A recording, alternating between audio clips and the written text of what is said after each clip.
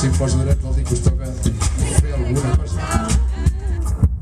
Arriba un moment molt important de la vida, potser el més important del concert.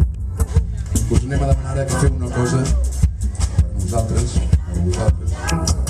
però és molt important que la feu espontàniament, que la feu perquè us surt de dins, no perquè us ho demanarem. Ara us demanarem d'aquí un moment que us poseu drets, però ho heu de fer perquè us surt de dins. Notareu una força interior que us farà posar drets de cop. No rigueu, no sigueu descreguts. Veureu com sí. Poseu-vos drets ara mateix! Ho veieu? Així se'ns agrada espontàniament. Ho heu notat, quina força? Direu, per què ens fa posar drets aquest noi? Aquest senyor. No riguis.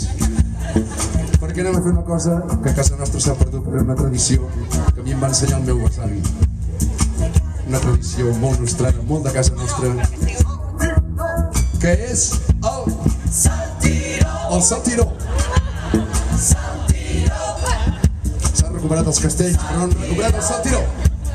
A veure com fem el saltiró. Cap aquí, cap allà, i el saltiró. Cap aquí, cap allà.